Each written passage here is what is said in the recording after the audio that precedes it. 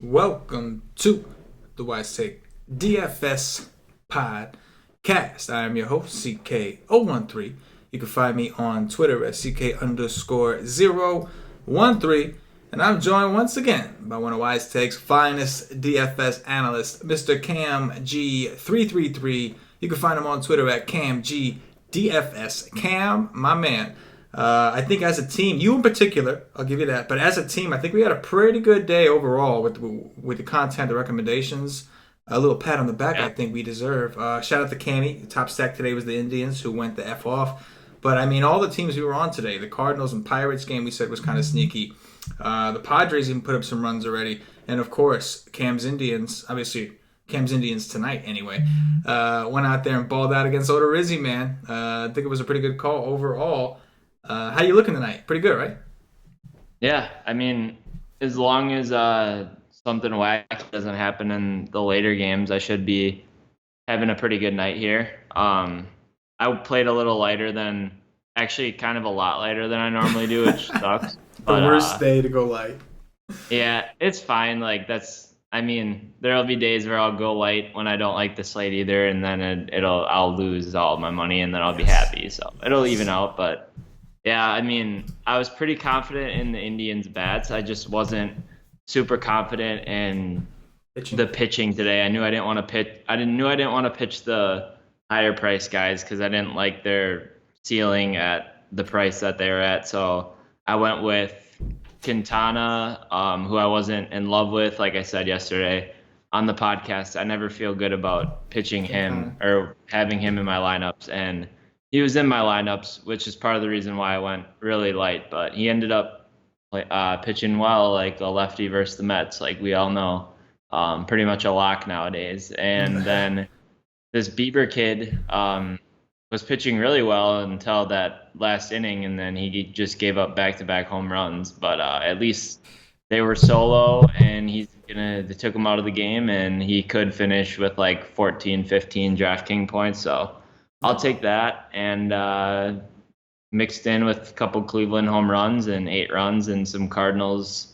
bats as well. Should be a good night as long as like Seattle or a weird team doesn't go off in the late games. But who knows what'll happen? But I think I'll be positive tonight, and I think I saw some of our subs tweeting today too that they were doing really well today as well. So that's always promising. And that's what it's all about, baby. That's what we do it for. Super exciting. Like I said, guys, I've been telling you every night, the nation is red hot. I don't know what you're waiting for if you're not with us. Roll with us, man. Like, the podcast is great, but imagine the in-depth coverage you can get after we've actually done some research. So it's a little bit... we even talked about it on the strategy session earlier today, Cam. We looked at the Indians. The same things that you were saying on the Y stream that you found in your own research, we were saying on the strategy session. Odorizzi, an extreme fly ball guy. It's going to be hot and humid. Cleveland's been hot. Mm-hmm. It just, everything just kind of matched up. We looked at how hard those Cleveland guys are actually hitting the ball lately. There's a lot of things we look into, and all the signs they pointed us in the right direction today. It doesn't always happen that way, but I think more times than not, by doing the research and some of the stuff we do, it's going to point you in the right direction. And I know one thing I always tell everybody, man, there's very few people that I'll just listen to and really take what they say and give it much weight. But Cam is one of those guys. If Cam is telling you something, whether it's right or wrong, there was a reason. There was research behind it. Cam is not the kind of person that's going to come out here and just say a statement just because, I know the game. Cam is a guy that's going to do the work, and he did, and we found a lot of the same stuff, and it worked out really well, man. It was a pretty successful day, I'd say. I'm hoping to see a lot of these. Screenshots by the end of the night. That's what I'm hoping to see. It always feels good because, I mean, I know that you're doing those like strategy sessions and stuff, and I pop in there periodically and listen to you, but like that's kind of the same time that I'm doing my own research. So then when the polls come out and your article comes out and stuff, it's definitely nice to see that we're on the same page and stuff. Yes. So I know tonight that's kind of how it was, and it looks like we're gonna have a good night. So it's always nice when I open up your article and open up the polls and stuff and see that I like the same guys that you're on, and then I'm usually more confident submitting my lineups as well. That makes me feel a little bit better. Oh yeah, man. No, I'm with you, man. Like there's a lot of times where like Some of us are on different pages, and like you can get there in different ways. And then there's some slates where like we said last night that these are the kind of slates where the skill kind of really shows through. And I thought it held true. Once the Yankee game got ruled out, that was like my first initial reaction was, okay, so maybe this is a good thing. But then I got a little worried that, okay, now it's going to put some ownership on the stacks that I like, that I thought I was going to get lower owned. But I didn't freak out. Just did our thing, right? Kept our composure, and we made it happen. So, I think we were talking like after the Y stream too. You and I were kind of talking about that. Like the less and less you worry about ownership, I feel like the more and more successful I've been. Like I've just kind of been playing the guys that I like, and I'll consider like who's going to be popular and who's not. Oh my God, JaVale McGee just got rim stuff by himself under the basket. But the more I'll like take into consideration like ownership just when I'm thinking like game theory wise. But if I think a team's gonna be chalky, like I'll still play him no matter what, because I feel like half the time I think a team's gonna be like 30%, and then like exposures will come out at lock and they'll be like 15 to like 7%, and I'll be like, okay, well, I'm glad I didn't fade them because I thought they were gonna be like 30%. A lot of the times, like in baseball, in your mind, you think a team's a lot better of a play than the public does, just because you think differently and stuff. So yeah, no, it's true. Like, what's obvious to you may not be so obvious to everybody else. You know? Yeah, exactly. It's like, and I agree, especially like I like when you're playing in like higher dollar or just smaller amount, like smaller field tournaments. You don't have to get crazy. You don't have to take on so much risk, you know? And I think that sometimes people kind of overthink things. Don't get me wrong. Baseball is a sport where I think of the most of any sport where I do try to avoid chalk if I don't feel comfortable. But if it's a good play and you don't play it, you're going to feel so dumb because you knew it was a good play. You just, you're going to feel so bad about it. So, yeah, it's important in tournaments. You want to get different, but I would save the crazy differences. Like if you're trying to get crazy different, save that for the donkeys. You know, save that for those huge 20,000, 50,000 people tournaments. You don't have to take as much risk as people think. So I agree, Cam. I think that, you want to fade chalk when you can, but only if there's a pivot that makes sense. Like you don't want to force yourself onto a bad play just because you were concerned about playing the chalk, because then you're going to be the only one getting a zero or whatever it is. So right, exactly. Like 2 nights ago, say like you loved Arenado, but then decided to go down like to someone else just because he was going to be 70% owned, and then it's like, well, then he hits a 3-run bomb in the second inning, and you're kicking yourself because you're like, oh, I knew he was a great play, but I faded him because of ownership. And realistically, it's like, okay, who cares? Like, he's a good play. Take your 30 points and get different elsewhere. Get different somewhere else. Yeah, you don't have to get different like that. I think that's what people. I'm glad you said that, because I think that's where people kind of get caught up, is they think they have to be different on every single player in their lineup. In all sports, people do that. It's like 2 guys. Like I had Nimmo 2 days ago at 2%, and he was the reason why I was in like the top 15 or something. Right. And like I don't even remember how big the field was, but I had a full Rocky stack, and like Nimmo and a couple like mid 15 to 20% pitchers, and like I was fine. If he would have got another hit or two, I probably would have taken top 3 or something. Like because he was % owned and he had a 30. So that's all it takes is one guy, really. Yeah, I'm with you, man. Like it really only takes a couple pivots to really be different enough to win something. And again, I'm not telling everybody they should just play the chalk every time. If you want to make a pivot, though, just make sure the pivot makes sense. Like, don't make a pivot to a bad play just because he's going to be low owned. I just don't think that's the right approach. Anyway, we got ourselves a huge 15-game slate, so we're going to jump on into this, Cam. Both of us are going to have the shot clock going. We're going to try to go relatively quick just because there are so many games, and it's past Cam's bedtime. I had to pull one out. I went the whole show yesterday without throwing any young jokes at you, so expect a couple worked in there today. I'm not going to force it, but if they come to me, I might just spew it out. Anyway, we can work. Yeah, exactly. First game, we got Masahiro Tanaka. Supposedly, we'll see. Sonny Gray's supposed to start, obviously, today. This game got postponed. I'm seeing the projected Emma starter as it's Masahiro Tanaka. I know you are too. So we'll see. I guess maybe they're going to skip Sonny Gray. If they were, I don't blame them.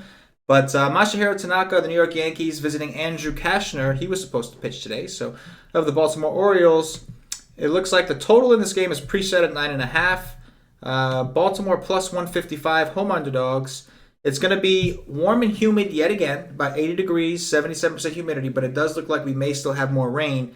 35% chance of precipitation, but that's what it said the night before.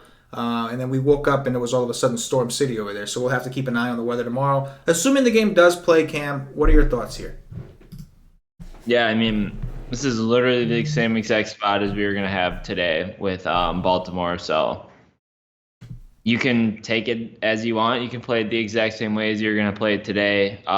As I said on the Y stream today, my stand was gonna be not fade the Yankees, but fade the full stack and try and pick off one-off home runs here because personally, I think Cashner's a guy who usually pitches 5 to 6 innings, gives up 3 to 4 to 5 earned runs. And if he can go 6 innings, 5 earned runs, that's not going to get you a whole lot out of like a full stack. But I wouldn't be surprised if he gives up like 1 or 2 home runs here in Camden Yards. So my favorites were Bird, Judge, Gardner, Didi, and like Torres. I think were my guys if I remember correctly. So just try and pick one-offs there and try and find probably like a cheaper full stack that can get a little bit more value out of, especially value when you're considering how highly owned the Yankees are probably going to be on a 15-game slate, maybe 15-ish%, which is a lot, I think, when there's 15 games. So I'll try and pick off like a one-off home run here. On the other side, I was considering pitching Sonny Gray today. I think that was more of a slate, kind of like a slate-dependent play, in my opinion, just because of the lack of options on the slate for me that I really liked. So I was willing to kind of take a little bit of a risk. Against Baltimore, they have one of the league's highest strikeout percentages, sitting around 27%, I believe, to right-handed pitching. And Tanaka is a guy who can rack up strikeouts. In his last outing against the Angels, he pitched pretty well at a significant discount. Now he's back up again to 9.5 on DraftKings, and he is in a similar ballpark here. So you're worried about the home runs with him, obviously. But when you look at this Baltimore lineup, the strikeout upside is there. And if he can get through some of these power hitters, it should be smooth sailing for the most part throughout the rest of this lineup. So pretty much I think I would worry about like Adam Jones, Machado, and Trumbo. For the most part, Jones and Machado. But I think he could do damage against this Baltimore team that's pretty free swinging and strikes out a lot. So he's going to make the short list for me at first look, and someone I'm going to have to dive into tomorrow. Yeah, no, I agree. I think that Tanaka, even at his oh, you know what? No, actually, you know what? Some of the sites have just swapped in Sonny Gray. Okay. Interesting. Yeah, it just popped up too on. Right. On. Yeah. It looks like he just got subbed in. So I guess they are going to play Sonny Gray. So I mean, that would make more sense. I mean, we were wondering. We were like, why would they skip him? Okay, so assuming Sonny Gray goes, what are your thoughts? I guess we have to have you redo the well, just in case, right? Like we'll talk about Sonny Gray. We'll assume it's Sonny Gray because it was a late substitution. It makes more sense. He was supposed to go today. Why wouldn't they let him go? So, you and I were kind of talking about that. You're like, that's interesting, but at the same time, we were like, the Yankees are probably like, well, if we don't have to pitch him, then screw that. Like we're not going to pitch him. We're just going to pitch Tanaka, but. Then they probably figured, you know what, we're better off matching up Sonny Gray with Cashner. That's probably what they thought about. Exactly, right. They're like, we could still win this one. Yeah. So, I mean, I was gonna take a chance on him today, maybe in like some deeper, higher entry tournaments, higher like amount of entries, not dollar, but I don't know, like on a 15-game slate, I don't really know if I have to go there in a small ballpark. We'll have to see what some of the value pitching options are. Like Baltimore always presents strikeout upside, but Gray's like really volatile. He does have 25-point upside though in like a matchup like this. I mean, Baltimore strikes out some of the best in baseball versus right-handed pitching, so. I wouldn't be shocked if he had like a 20 to 25 point outing, but I wouldn't be shocked as well if he gave up like 3 or 4 home runs and ended up with negatives in DraftKings. So it just depends on how risk adverse you are. If you want to take a chance on him at 5'8", I think you could. But I don't know if you have to go there on a huge slate where I'm sure there's going to be a lot of hitting value, and you could probably make some higher dollar pitchers work. Yeah, yeah. I think if it was Tanaka, I was going to have some interest because we did take a quick peek and we have some good pitchers, but some of them are in tough matchups. Some of them aren't priced appropriately. So if it was Tanaka, I would have considered him even in this atmosphere because I do think he's a pretty good pitcher. If it's Sonny Gray, like I like I like his 5'8" price tag. They're pretty much daring you to take him. And in my mind, I want to believe that the Yankees, are going to completely destroy Cashner. But Cashner's price is 6'5" now. He was 4'8" yesterday. And Sonny Gray was like 6 something, and he's now 5'8" today. So that's weird. But point being, Yeah.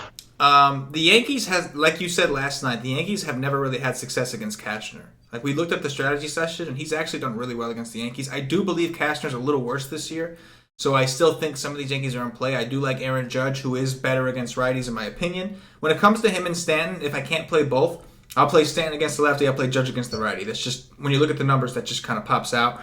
Yeah, Aaron really how. Right. No, yeah, Yeah. it's incredible. Their strikeout percentages even switch. Judge against lefties is like a 30-something% K rate.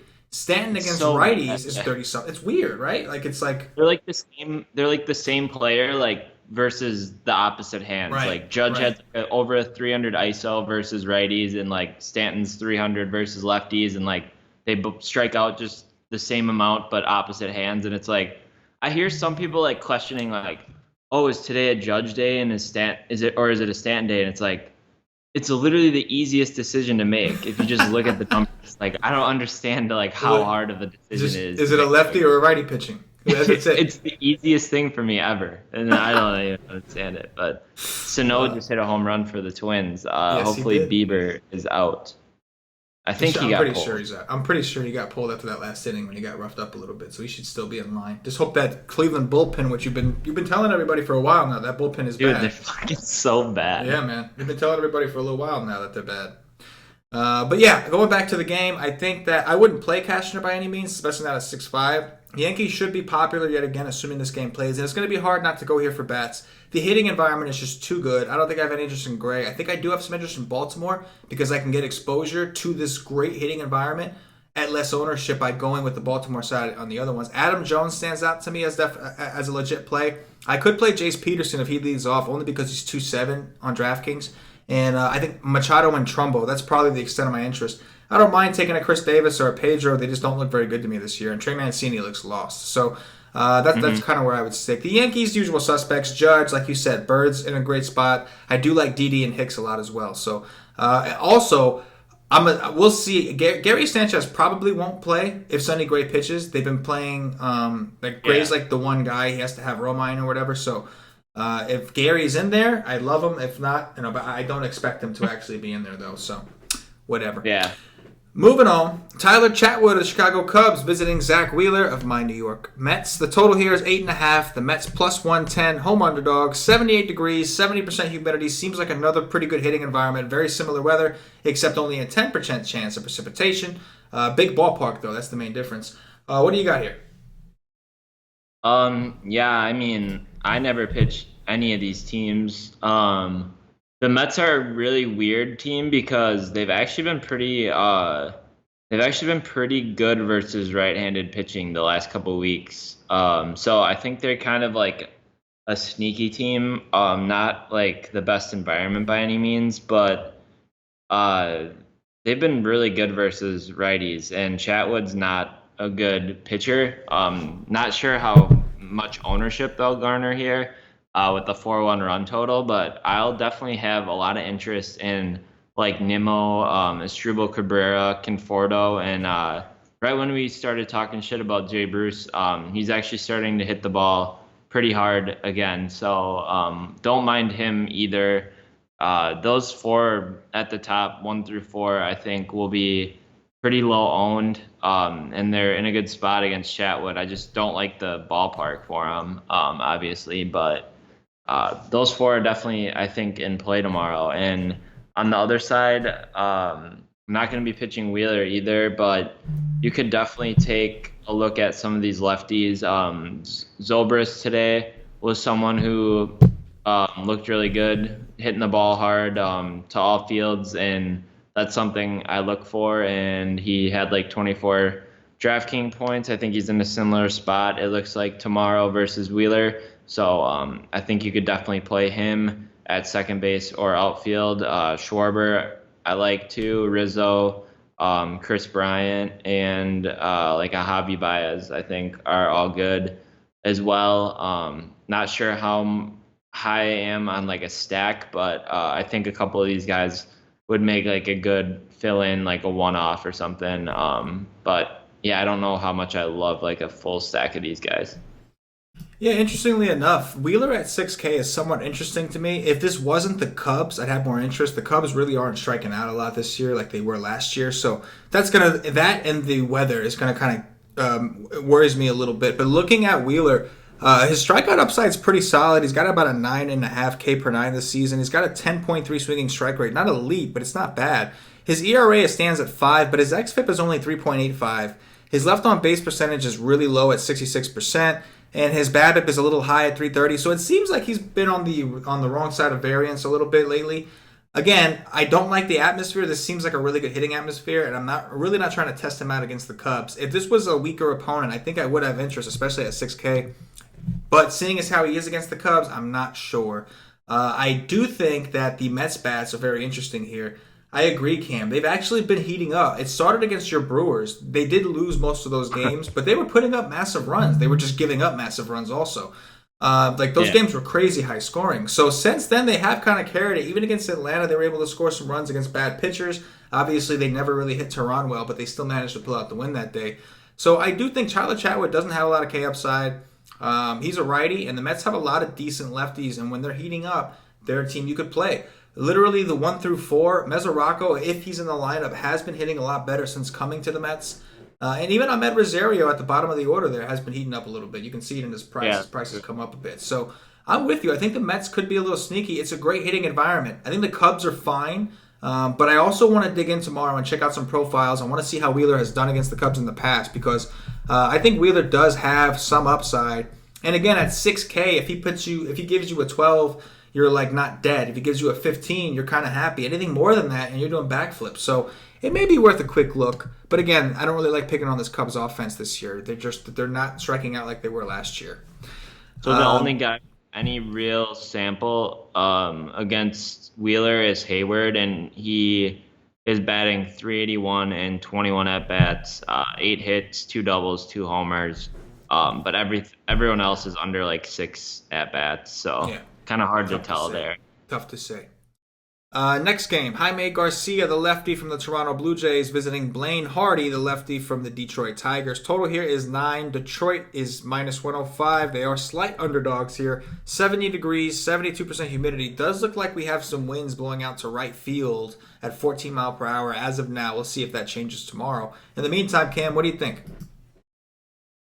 Yeah, this will be a game that I'll have to look into a little bit more, just considering the ballpark and the wind blowing out and decent temperatures and pretty good humidity here makes it for a really good hitting environment. You have a couple guys on this team as well that on each side that are pretty good at hitting left-handed pitching, so this will be one that I'll have to look into a little bit tomorrow. I know Blaine Hardy has pitched well in a couple games here. I'm not sure if I really believe that all too much, though, so I'll have to look into him a little bit more. But just looking at it quick glance, I think you could take a couple shots on some of the Blue Jays, but I wouldn't go like crazy. Maybe like a Teoscar or Smoke or Solarte. And then on the other side, like a Castellanos or like a McCann versus a lefty would be the two guys that I'm looking at. But it's definitely like a good hitting spot tomorrow. I just don't really love like the options in the game. Yeah, man, I think I think I'm with you again here. It's decent atmosphere, not the best, but the winds help. Problem is we got a couple lefties. That's typically the favorable to righties, and the wind is really in favor of the lefties today. Blaine Hardy has been okay in certain spots. Don't think Toronto is going to be one of those spots. Toronto is hitting well, and this is a ballpark that favors right-handed hitting to begin with. So I do think both offenses are in play. Even the Tigers, they're extremely right-handed. Historically, they've always hit lefties a little better. So I think both the bats are in play, but at the same time, I'm with you. I just wouldn't, I don't really love coming here when I know that there's better spots elsewhere, better parks, better weather. But obviously, Teoscar Hernandez hitting very well. Smoke, we'll see if Donaldson's in the lineup. That's obviously a great play. Solarte's having himself a really good year, and so is Pilar. Pilar's been really impressive to me so far this season. So I do like the Blue Jays. It's just a matter of, do I like them more at the end of the day than the other spots? That's the question. And the Tigers, I'm fine with some of these guys. James McCann, like, they're cheap. You can go here for value. It looks like they may get Miguel Cabrera back. We'll see. But Castellanos, I like to play him against lefties. Just they don't really excite you though, right? The Tigers on a 14-game slate, you're not going to get excited. Next up, we got I believe the Blue Jays bullpen has been really bad the last couple weeks here. Like ranking probably bottom 5, I believe. And I don't think Detroit's bullpen's anything special either. So maybe a little bit boost to some of these hitters as well. But yeah, I mean, I just thought I should mention that. But I don't think this spot doesn't get me too excited on a big slate. Right. Next up, Steven Strasburg of the Washington Nationals visiting Michael Fultonevich. I always get confused. Of the Atlanta Braves. Fulte, there you go. That's what I should do. I try to be official, and sometimes if you ain't official, you can't be official. You know what I'm saying? Total here is 8.5. Atlanta plus 130 home underdogs. 80 degrees, 75% humidity. I would imagine this is going to be another one of those great hitting environments. We already know Atlanta's a pretty damn good park, especially the lefties. And these are two decent. Well, Strasburg's a good pitcher, and Fulte's not a bad pitcher. He's pretty good himself. So, what are you doing here? This is interesting. Yeah, there's no chance I pitch Strasburg tomorrow at 12-1 in this spot in Atlanta. I'm not going to pitch him in this spot. I don't think this is a good spot for him. So I'm just going to cross him off right away.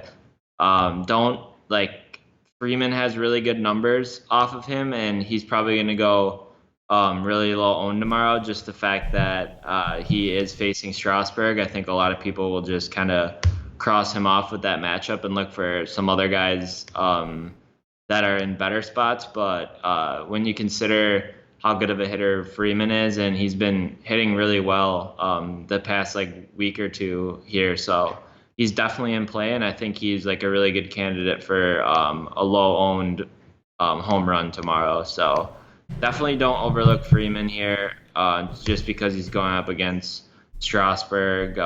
You could take a look at some of the lefties too, like Inciarte, Nick Markakis, and Camargo, I think are in play as well, but not gonna really attack Strasburg either. Besides Freeman, I think is a solid play.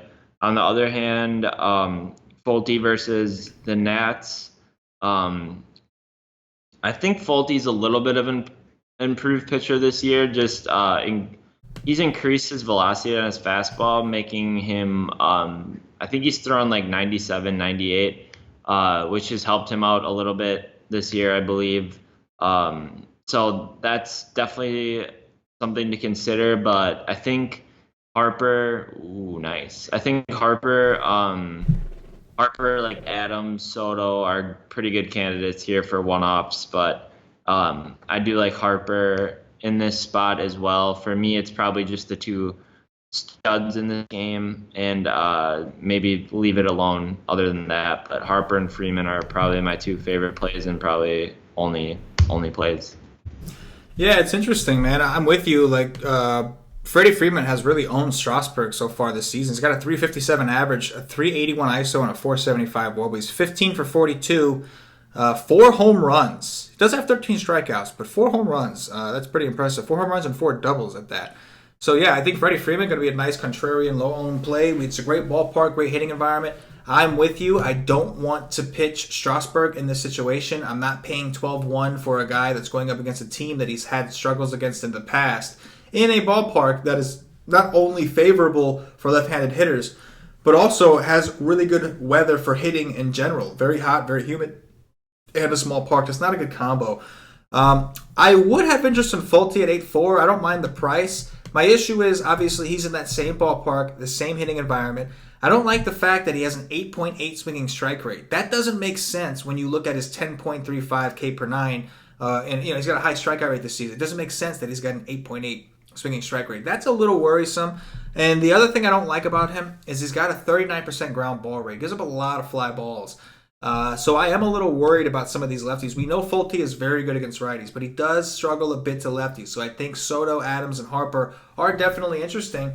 And despite the fact that we have a great hitting environment and great park, I'm with you, Cam. I really don't think a ton of people are going to come to this game for bats. So I do think there's some upside. The total of this game is 8.5, and we got Strasburg and Fulte. That should tell you something. We got two good pitchers, and the total is 8.5. That should tell you something. Moving on. Carlos Carrasco of the Cleveland Indians visiting Jose Berrios of the Minnesota Twins. Both offenses seem red hot right now. Again, 8 runs each tonight. The Twins had massive runs against the Royals the other night. The Cleveland is putting up massive runs every night. But we do have two decent pitchers. The total here is 8.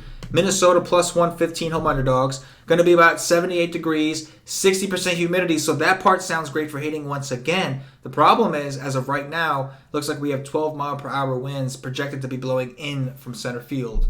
What do you got?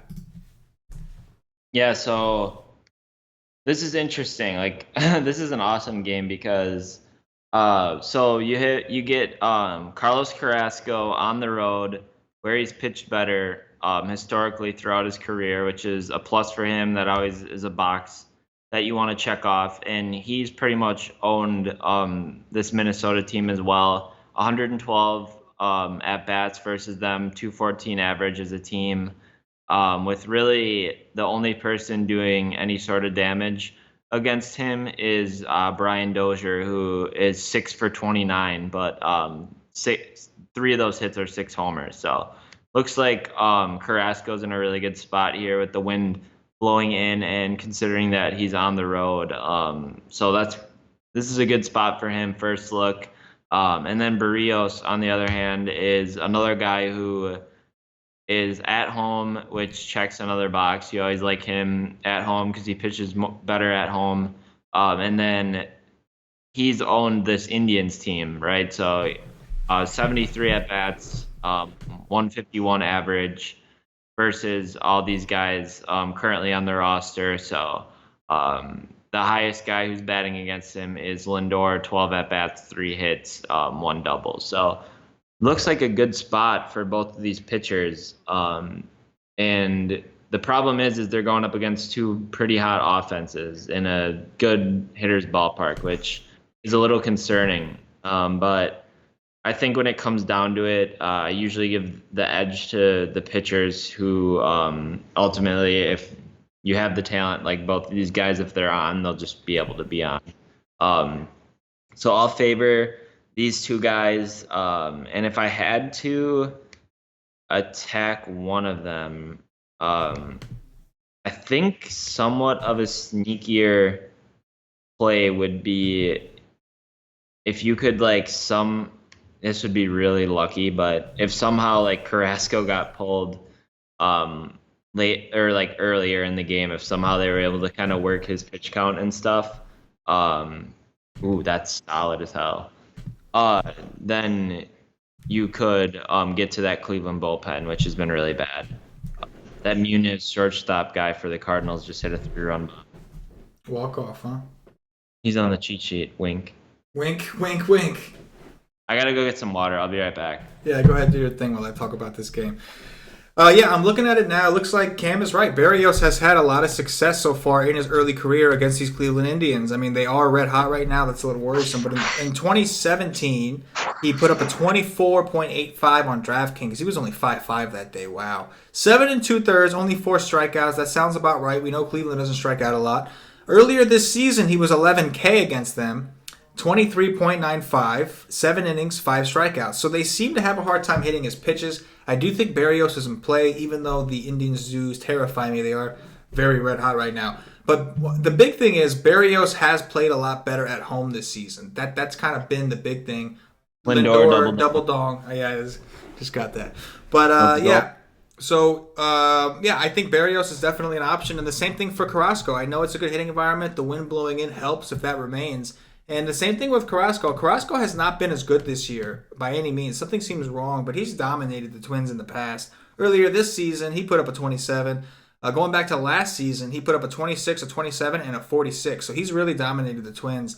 The issue is, like Cam said, both these teams are red hot. Seems to be another decent hitting environment in terms of weather. The one thing we have in our favor here is the wind appears to be blowing in. So if that holds true, I think we're in a decent spot. And considering how hot these offenses are, this total is only 8. So I think that's also a good sign. I think that both pitchers here are going to be interesting. And I think Cam makes a great point.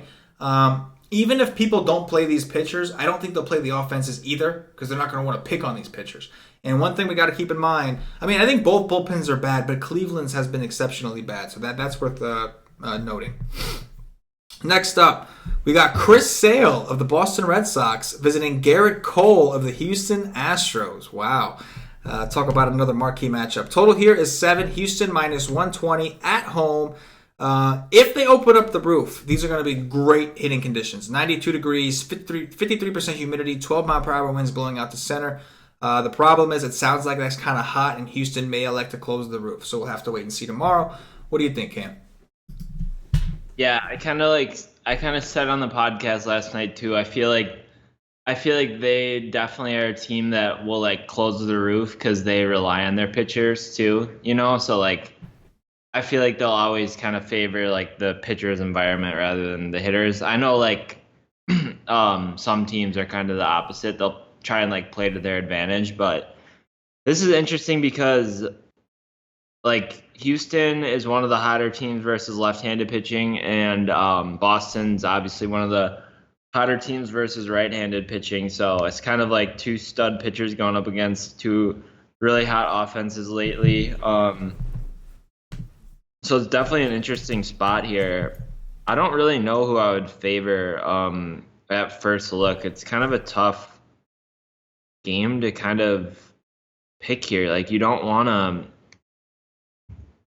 really want to take like these pitchers versus these offenses, right? Like you're not going to feel good about taking Garrett Cole versus Boston and Sale versus Houston.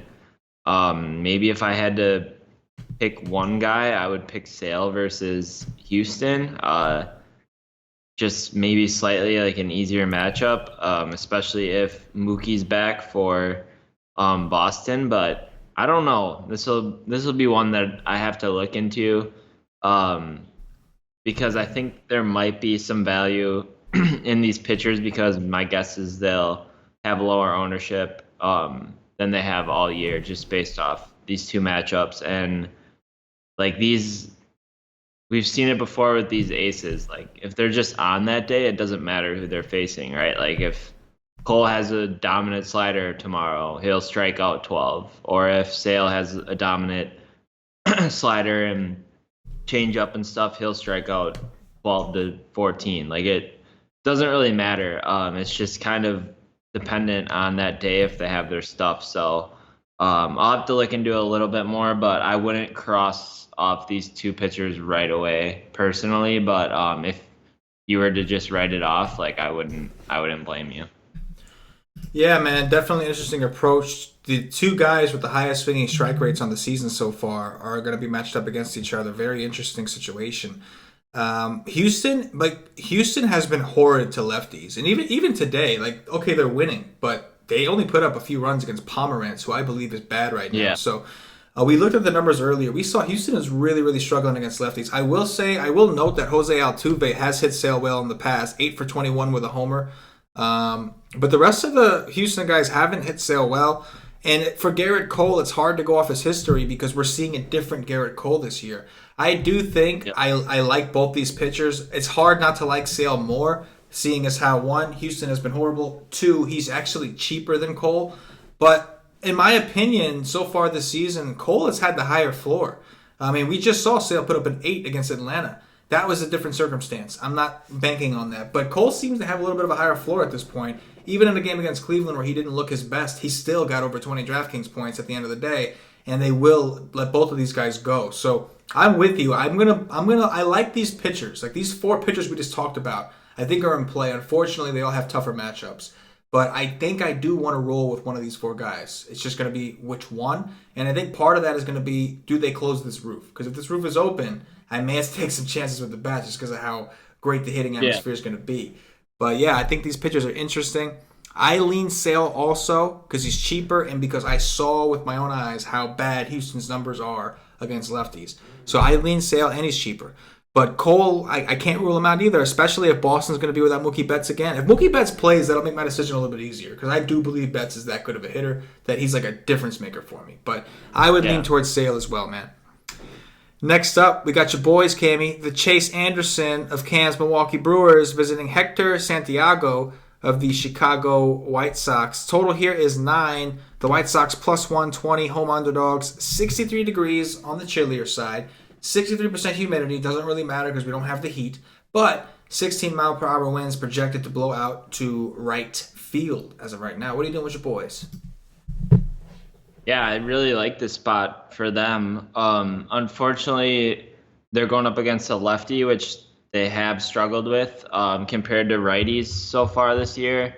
They strike out a lot versus righties still, but they definitely can hit for power. But I don't think it really matters against Hector Santiago. Like, he's awful. I believe he's a reverse splits guy, so I think that makes the lefties in play too. And I really like that when you're considering the Brewers because Yelich and Shaw are the 2 guys right now who are hitting like the hottest hitters for the most part. And then when you factor in that like Aguilar and Domingo Santana hopefully is in the lineup. Historically, he mashes lefties too.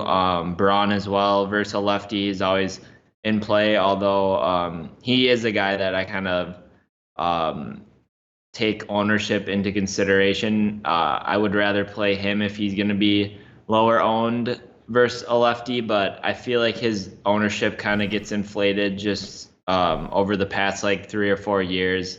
A lot of people just love playing him versus lefties, and like he's not the same player as he was the last couple of years. Power numbers are definitely down, so that would be something I would have to consider. But I do really like the spot for the Brewers in a pretty good hitter's ballpark as well. It is a downgrade from Miller, but still really good, and the wind will be blowing out as well, so that definitely helps. And then also the Chicago bullpen's really bad here, so like this spot. And then I do like this spot for the White Sox hitters as well, specifically Yoan Moncada, but I think Yolmer Sanchez and Jose Abreu, and if you wanted to take a shot on like Daniel Palka, I think those guys are in play. I just don't like Chase Anderson right now.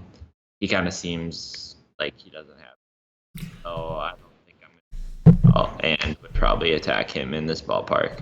Yeah, I think that makes a lot of sense. Looking into some of Chase Anderson's stats, man, he's just not been good.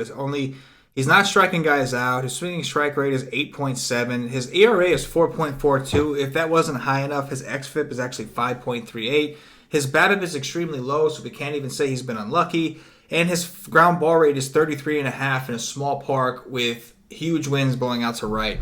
So I typically like to take righties against Chase Anderson, and I think I still would take righties against him. But I will look at some of these lefties, and they're going to be really cheap for us today. Yoan Moncada seems like a phenomenal play here. Jose Abreu, Tim Anderson has been pretty hot. Like you said, Palka and the Skull guy is just really cheap. I could play a lot of these guys, man. If Matt Davidson was here, I'd love him, but unfortunately he's hurt. I think I lean towards the White Sox bats a little bit just because Chase has been a little worse, in my opinion, than Hector has lately. San Diego. One thing about Santiago is his Ks are actually okay. He's got like an 8 or 9 K per 9. So I think he's still bad. Don't get me wrong. I still think the Brewer stack is fine. And like you said, the White Sox bullpen is shit.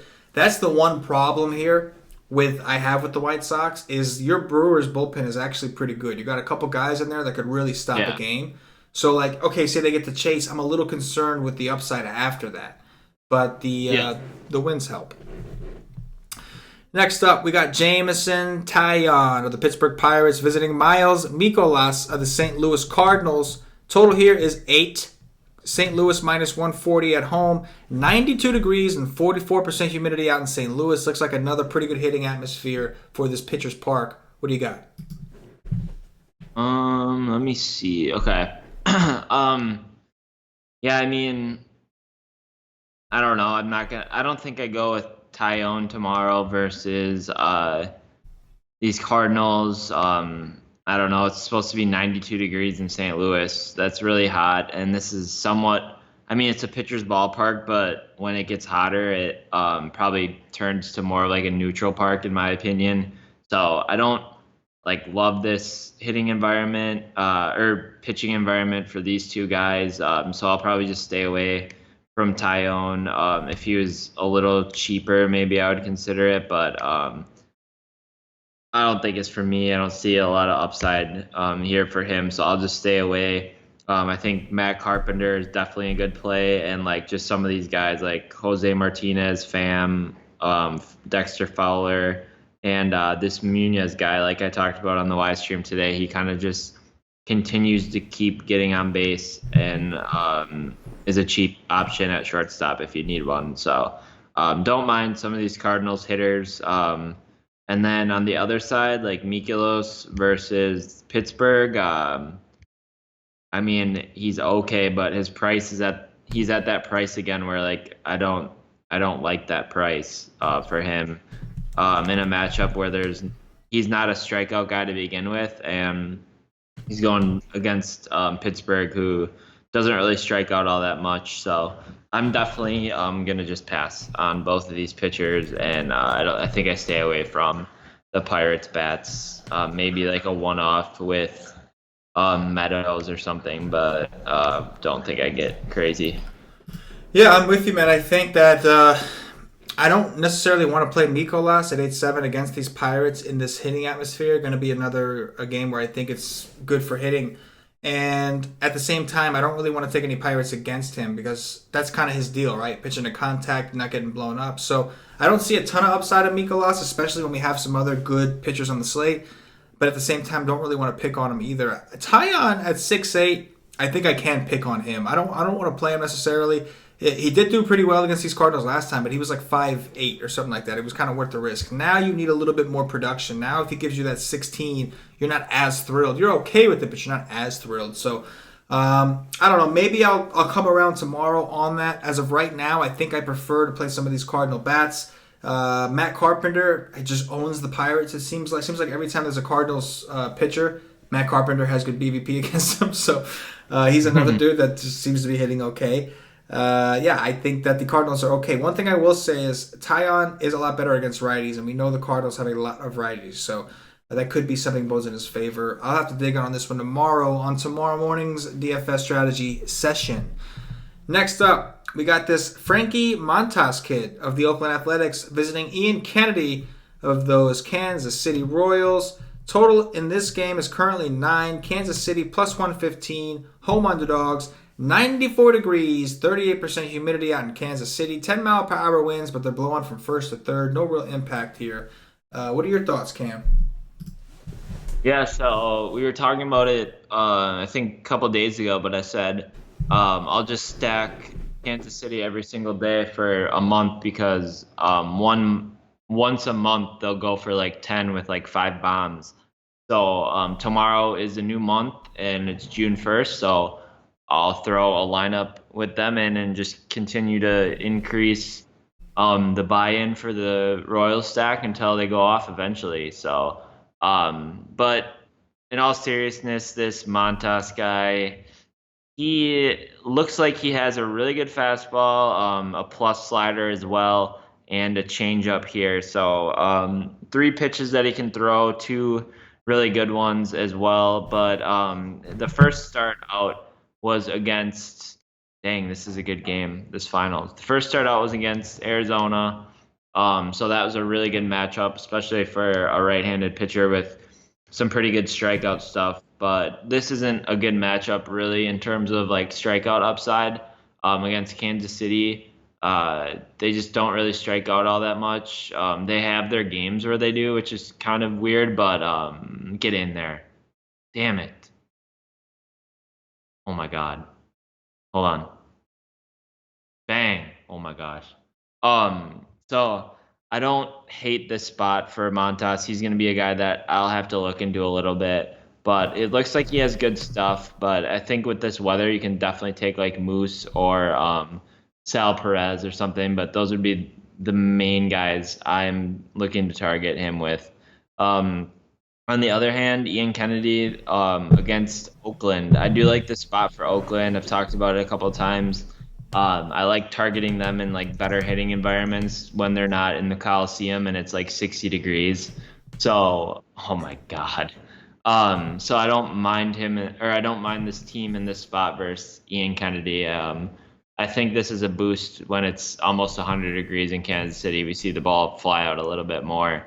And they do have Chris Davis back from injury, which boosters this lineup as well. So I'll have to dig into it. I do like the A's a little bit tomorrow, and not sure they get a whole lot of ownership. Yeah, man, I don't think I can pay 7-1 for this Frankie kid. I got to see a little more of him. He's obviously a bullpen guy normally. Had a good game against Arizona, but at that time period, I think, just in general, I think everybody's had a good game against him in general. Yeah, look at that, man. The GOAT, LeBron. LeBron the Dawn. And I do like the Royals offense. Been a little hot. I think we can go there. It's really, really hot, like you said. That's a huge boost to this ballpark. Don't expect a ton of ownership here. And I really like the A's as well. It's Ian Kennedy. He's been worse this year than in years past. He's one of those guys, kind of like Cashner, that has trolled everybody for a little while. But I do think that these A's, we want to take advantage of the atmosphere that they're in. I know it's a big pitcher's park, but it's also very hot and humid. So this would be a great game to play Crush. I really wish Crush was playing. But I can still play some of these A's here. They had a pretty big explosive offensive game today. Is he back? Yeah, you're right. Back. You're right. He is back. Love Chris Davis then. And yeah, I'm going to like these A's as like a sneaky little stack that shouldn't be very popular at all. Even against an extreme fly ball pitcher, we'll just check on this weather and make sure it holds up. But I like both offenses here for sure. I'm not paying 7-1 for Frankie. Do I think Frankie is terrible? No. But against a team that doesn't really strike out a ton, I'm just concerned about the upside. Dennis Santana of the Los Angeles Dodgers visiting Tyler Anderson, the lefty from the Colorado Rockies. The total here is 11. Colorado plus 120 on home underdogs. 84 degrees. No real humidity. 12-mile-per-hour winds projected to be blowing in from left field. We'll see if that holds up tomorrow. What are you doing with Coors, Cam? Dude, I just like hate Coors slates because it's like there's like a 15. Uh-oh. At the end of the day, it's just gonna come down to like all this. It's gonna come down to all this freaking Coors game if it just goes off or not, and like it just sucks. I hate Coors. But what's up with this Dennis Santana guy? He hasn't pitched at all in the majors, has he? I don't know. He's minor leagues only. I'm pulling up his stats now, and I'll go over them with you real quick. I'll have to text Joe tomorrow and see what's up with this guy. See what Joey knows. Wow, they really don't. They really don't have like any stats for this guy. I'm on FanGraphs now, and they really don't have anything for him. Yeah, well, at least you could find him on FanGraphs. Where yesterday I couldn't find our boy Bieber. That is true. He's only 22 years old. I know that. Looks like he's a high K percentage kind of guy normally. It's tough to say. I don't have enough numbers here. I mean, if this guy's a rookie or whatever coming up in Coors and there's only a 5 implied run total for him, and is that a charge? Oh my gosh.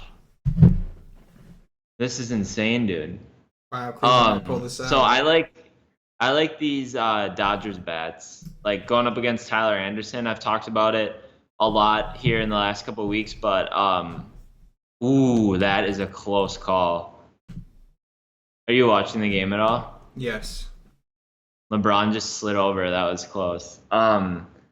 Yeah, so I don't mind like some of these Dodgers bats, and I think a full stack will be in play tomorrow for sure against Anderson. I've talked about it. Like they're a lot better team now that they have Justin Turner in the heart of that lineup rather than kind of moving a lot of these guys around. Um, so now you have Kike in the 2 hole versus a lefty, and you can slide in like Austin Barnes and Forsythe if you want, and they're in less like meteor spots in the order, which is nice. So definitely like a lot of these guys: Chris Taylor, Kike, Justin Turner, and then Matt Kemp is in a really good spot tomorrow versus a lefty. It seems like he's been really hot. And then like Forsythe and Barnes are always cheaper options that you can go to on Coors. It looks like Forsythe's 3-2. At second base, he could be like a value option here on DraftKings. But yeah, I think this is a really good spot for versus Tyler Anderson here in Coors for the Dodgers. And then on the other hand, I'll have to dig into Santana. I don't really know much about him, to be honest. So I'm not going to really touch on that for the most part until tomorrow on my cheat sheet. I'll obviously have it broken down by then. Yeah, so interestingly enough, I did find an article that gives us some information on Santana. He's 22-year-old. He's made 2 starts for AAA Oklahoma City after he dominated in AA. So it looks like he was pretty good in AA. He's up here because Maeda and somebody else is on the DL. Not too sure what to expect. Making his first start in Coors could be tough. I'm curious to see where he played in the minors. Maybe he was in the Pacific League and it won't be so bad. But my initial instinct is to like the bats here. I'm with you. I know the Dodgers against a lefty is bad, but they do have Forsythe back. Matt Kemp has been hitting lefties all season. They got Justin Turner back. We expect to see Kike up there. So I do think this Dodger stack definitely in play. It's going to be a matter of if we can afford him. But I like the call with Forsythe. Super underpriced. He's here to hit lefties. I think he will eventually. I don't know why he got so bad, man. He was pretty good when he played for Tampa, like at least against lefties. Yeah. I don't know what happened. But I think both stacks are in play. I got to dig in on Dennis Santana. Maybe we'll do that hopefully tomorrow's strategy session. I'll have some information. And if not, then on the Y stream, I'll have some information. But definitely curious to look into the Santana kid. Either way, his first start in Coors could be a rough one. But the Dodgers are favored here. So I would lean towards the Dodger bats just based off that. You know what I mean? How do you – this is off topic, but – I just hate like this review shit in sports. Now. They reviewed it and called it a foul, right? Yeah. Like I mean, it probably was a block, but like. Right. But still, I know. No, I know what you mean. Like 5 years ago in sports when like they would just have a call and then they would just that's just the call it was. Like now I feel like everything's reviewed, but damn. Yeah. Yeah. Then did you see that Kershaw's like going in for an MRI now? Oh my God! You gotta be kidding! All of his pitches were like below 90 miles per hour today. Ooh. Did you see that? No, I didn't, and he still did pretty well considering he only pitched 60-something pitches. Wow. Next up, we got Eliezer Hernandez of the Miami Marlins visiting Clay Buchholz of the Arizona Diamondbacks. Clay Buchholz 7K on DraftKings. Holy shit! What a world we live in. 8.5 is the total. Arizona minus 145 at home. We'll see if they open or close the roof, but if I think they're going to close it because it's supposed to be about 98 degrees out in Arizona tomorrow. So I'm assuming they're going to close the roof. What do you got here? Yeah,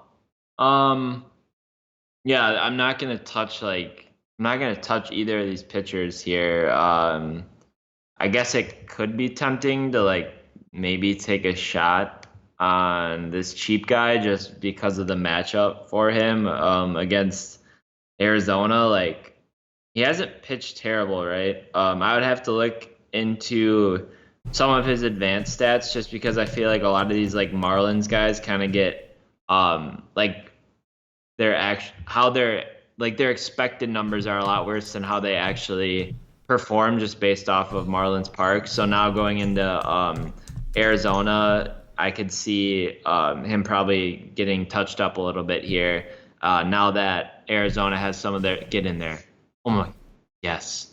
Now that he has some of these now that they have some of these lefties back, like they're definitely more of a dangerous team versus righties with like Lamb and stuff in there. So, what the hell?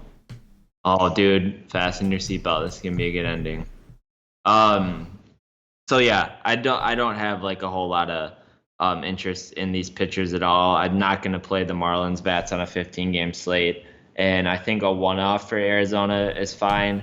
and potentially like a sneaky stack because I don't think people are going to stack Arizona just the way they've been hitting versus righties, but against this guy in a little bit of a ballpark like decrease for him coming over from Miami.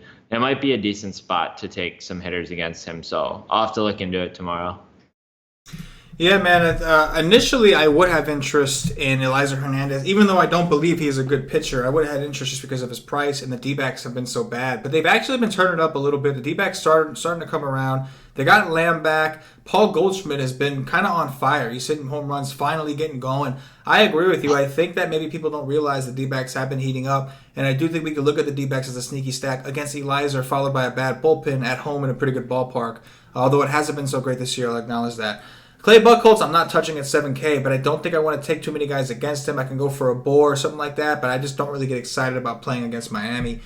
Next up, Bartolo Colon of the Texas Rangers visiting Jaime Barria of the Los Angeles Angels. The total here is 8.5. Angels minus 165. 75 degrees, 42% humidity. A little warmer and more humid out in LA than usual. Cam, stay focused with me. We're over the hour mark here. What do you got? Dude, this is such a good game. Yeah, so we were kind of laughing like Barria 9-3. No way I pay for him. I don't care the matchup. Like, I think Texas is a little bit worse of a matchup, I think, than a lot of other people think. So, I mean, Barria has pitched well in a couple games, but at 9-3, there's just no way. What? Dude, did you see that? There's no way I'm gonna play him there. So yeah, that's way too high. On the other hand, Bartolo Colon is just a guy I never really play, you know. So and I'm never gonna stack against him either. Just kind of one of my rules. I feel like for the most part, it's kind of saved me money because I feel like half the time, or probably more than half the time, he doesn't really get blown up for a ton of runs. Obviously, against the Yankees, he did, and against the Red Sox, which are different scenarios. But I don't know. Like, this is a fine spot for the Angels, but I just can't break my rule here. I think I would maybe go for like a one-off. Obviously, Trout's in play every single day. Or like Upton, I think you could definitely take a shot at him. This is a good spot for him, and then Otani. But outside of that, not sure I really get to a lot of these bats. Yeah, man. I'll start off with this Jaime. I can't pay 9.3 for this kid. This kid has too much aggression hidden in his numbers to be that expensive. He doesn't have that much K upside, first of all. His swinging strike rate, 11.8, is kind of impressive. But aside from that, even despite his 2.93 ERA, he's got a 4.49 xFIP. BABIP is only 247. I think this kid does have some aggression coming. He's a big-time fly ball guy. And while this is a good park, it does actually seem like it's going to be a decent night for hitting if it stays warmer and humid out there. So I do think that I'm off the pitchers. I think that the bats are where I would look. But I also agree with you. Not my favorite options on the slate. In terms of the Rangers because of how badly they struggle. And the Angels, I'd like to play against Cologne, but you're right, man. Cologne's been one of those troll guys that he's the GOAT. He just doesn't really ever get blown up. He is, man. Bartolo GOAT, man. Sergio Romo of the Tampa Bay Rays, which means we have another starter, a reliever waiting on deck, against Mike Leake of the Seattle Mariners. Leake has been horrible this year. No spread yet because I guess they just haven't decided to set one. But 58 degrees, 61% humidity, another good pitching environment. What are you doing here, Cam? Yeah, if Yarborough's pitching tomorrow versus the Mariners, I think I could take a shot on him in this spot. I want to say Yarbrough pitched today. I think he pitched today. I think that's the guy the A's roughed up today. Okay, then I have no idea who's going to pitch tomorrow. But maybe Banda? Yeah, I don't... Yeah. Oh, I think I saw that. Yeah, I think he might be pitching tomorrow. I think I saw like a update for that.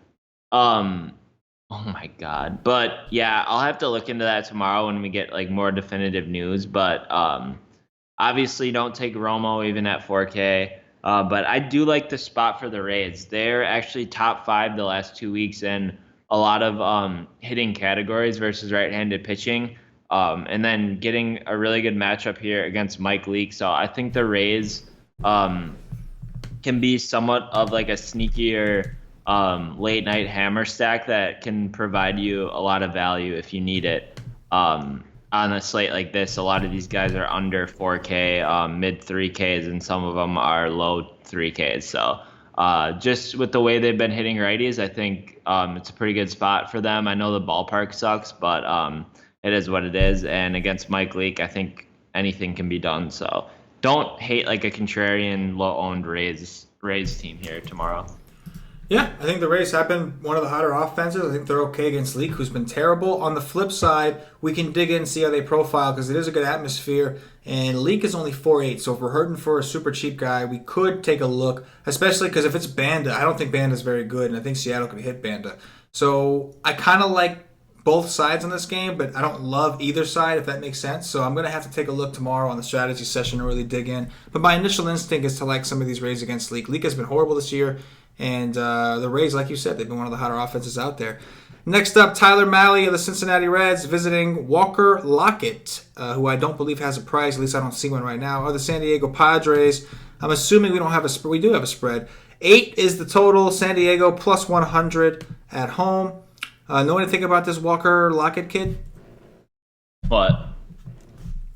What's up? Did you know anything about this Walker Lockett kid? Oh, I thought you said you know what I think about this kid. I thought you were going to say... I thought you were gonna say he's like absolute trash or something. No, it's another guy that he doesn't look very good from what I've seen. 7.5K per 9. He seems to 43% ground ball rate. His ERA in AAA was 5.31. His xFIP was 4.76. He doesn't look very good to me. Yeah, I mean with him being righty coming off like from the minors, I think a lot of these Reds bats are in play, but it's kind of it's like the worst ballpark for him, right? Mm-hmm. But I think they're still okay. Like you could take like Scooter, Votto, Barnhart, Eugenio Suarez as well, Schebler, but it's not like the best spot just considering the ballpark. And then they go back or from the Great American Ballpark. So like, yeah, it's kind of a bad spot for them, but I don't hate some of these bats, but it's just unappealing at Petco. On the other side, like I think Mahle was a fluke. I believe earlier on in the year he had a pretty good swinging strike percentage, but it seems like guys are starting to hit him now.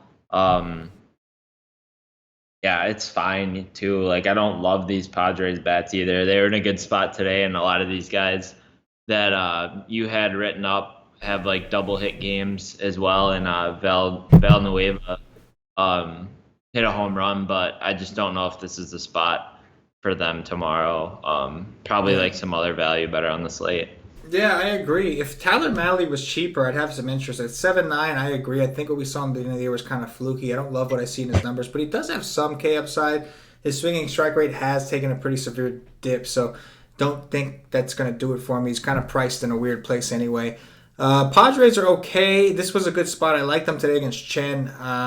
Not as crazy about them against righties. But the Reds are certainly interesting against this Lockett kid. We know that when teams see a guy for the first time, sometimes you're a little hesitant to go there. But this Walker Lockett kid seems terrible. It's just like you said, it's just a huge ballpark. If it gets warmer out there, I wouldn't mind it so much because there's some humidity, but it's only 69 degrees. That's really not great. Don't love it. Reds are in play, I guess. Nick Pivetta of the Philadelphia Phillies visiting Chris Stratton of the San Francisco Giants. Total here is 8. San Francisco plus 105, home underdog, 66 degrees, 56% humidity, 8-mile-per-hour winds blowing out in San Francisco, but it is obviously a massive ballpark. Cam, what are you doing last game here, man? And then we can enjoy this damn overtime game that I can't stop looking at. What do you got?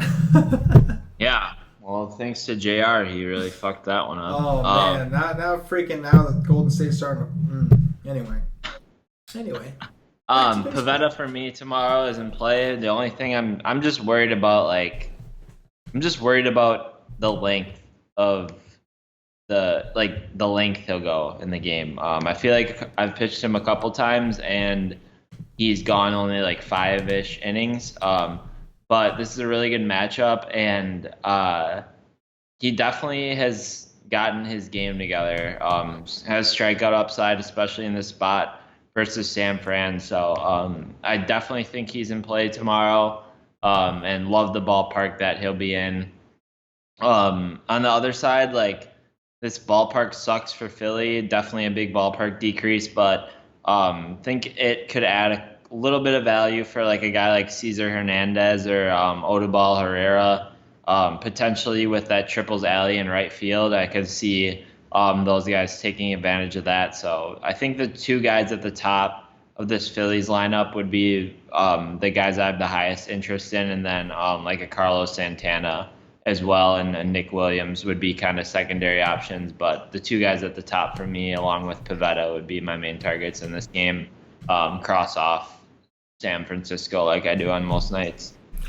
Yeah, man, I'm not crazy about the Phillies bats, but I love Nick Pivetta. I mean, at 10K, I know he's expensive, but he's still cheaper than some of the other options. And he has the best matchup on the board. Giants playing their first game outside of Coors, going to the exact opposite type of stadium. They're sixth in the league in strikeouts to righties at 24.9%. And Pivetta has just been nasty this year, man. His strikeout upside is just awesome.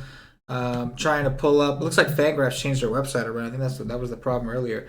But trying to find what is okay. So against righties this season, he's got a 33% strikeout rate, and against lefties it's 24.1. I really do like Nick Pivetta in this ballpark against this team. A little surprised that the Phillies aren't bigger favorites. I guess that's because the Giants have been a little hotter offensively, but Pivetta's been dominant. Chris Stratton is okay. He's not showing us a ton of upside, but it is a righty against the Phillies. We know the Phillies do strike out a lot. He's only 5'7", so I think the pitching is where I'm looking here for sure. All right. At this time, I'm going to remind everybody, if you haven't already, check us out at whitestake.com. I don't know what you're waiting for. Another great content day today. Cam was all over them Indians. I was telling everybody about the Pittsburgh-St. Louis stack. We talked about the Padres being a sneaky stack. So far, everything's working out well. Quintana coming through for us. That was kind of more obvious, but it's looking good, man. Another good night for the nation.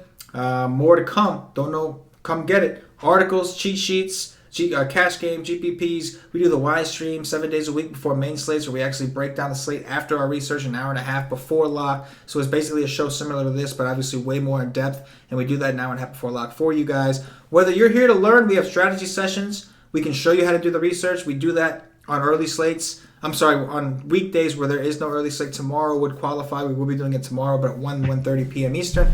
Come check it out. $2.50, all it takes to get in. We have a couple different promo codes going. I'll give you the Memorial Day promo. We're still going to run that for a couple more days. Memorial Day money. One word, no spaces. Memorial Day money. Save 25% off any season, yearly, or monthly package. So it doesn't apply to the day passes or the week passes. Only applies to the monthly, yearly, and season longs. If you want to try us out, see what we're all about, $2.50 gets you access to all MLB content for one full day. That's all it takes. If you can't afford $2.50 to try us out, $2.50 that is, then you probably shouldn't be playing DFS. Cam, we'll do some top threes as Golden State just ruins our night. Who are your top three pitchers today? Pivetta, I like.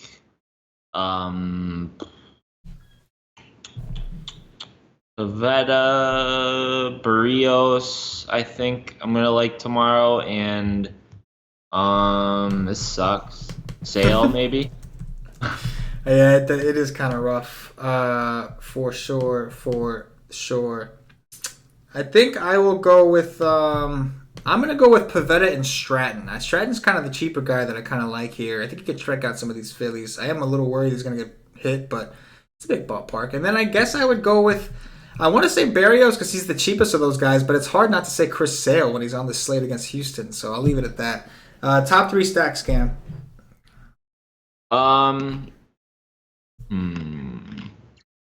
Brewers.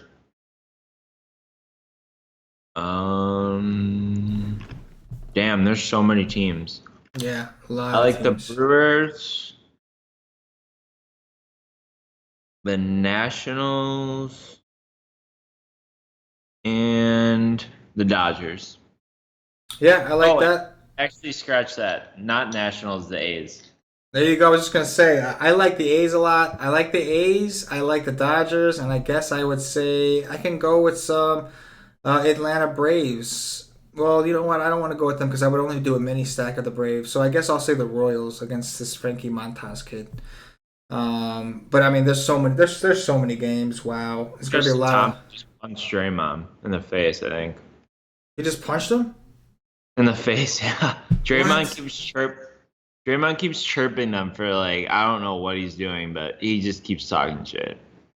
I can't stand Draymond Green. I mean, for Dude, DFS, I like him. why did JR do that? That's so, oh my god. Did you see that? No, I see everybody talking about it, but I missed what he actually did. I know he screwed up. What did he actually do? There was like he like got a rebound with like 4 seconds left under the basket. I think it was a tie game. And he just like dribbled it out to half court and like was looked like he was gonna set up the offense and like time just ran out. He could have like gone right back up with it and probably scored the layup. And he just like said, screw it. But, yeah. Unbelievable. Unbelievable is right. I'm trying to see right now. I see Draymond Green. Okay, they're about to do the thing. Let's see the punch. I want to see it. Let's go. Oh, okay, yeah. He took the ball and he kind of pushed it in his face. That's what he did. Yeah, Tristan Thompson took the basketball and he like put it in Draymond's face. All right, Dong watch time, Cam. We'll get up out of here. Who's your first pick? Oh Jesus. Go Chris Davis off the DL. Oh, I like that call. Let's go Freddie Freeman against Strasburg. I think it's just another one. Matt Kemp. Wait, that doesn't count because it scores. Jesus Aguilar. Jesus Aguilar. I like that call. I will go with Bryce Harper. I'll stick with that same game. It's going to take all these expensive dudes. We need some cheap motherfuckers to pitch, I'll tell you that. You stole mine. I did. I'll go Matt Chapman. Wait, you didn't say Bryce Harper, did you? No. Okay, I just wanted to make sure. I was like, wait, maybe I literally did steal his. I'll round out the A's and I'll go with Matt Olson. And that's how we do it. Sounds like we like the A's tomorrow. I think so. If you're watching on YouTube, please click that thumbs up, that like button, subscribe to the channel. I get notified whenever we put out another one of these free videos. If you are if you're watching us on Facebook, please like and share to support the Wise Take Nation. If you're watching on Twitch or Twitter, give us a follow, give us a retweet, give us a like. You can find us on Twitter at @wise_take. And of course, if you are listening on Podbean or iTunes, please give us some 5-star reviews, help us up those charts. All these things really help us out, guys. It's a good way to support us. I think if you're watching this, whatever platform you're watching on, just show a little bit of love. We really appreciate that. It means a lot to us. And it's going to help us continue to do this. It really does make a difference. So please help us out. Bump us up, promote us, help spread the word. Trying to do big things here, but we're going to need your cooperation. The Wise Take Nation is on fire, and don't you forget it.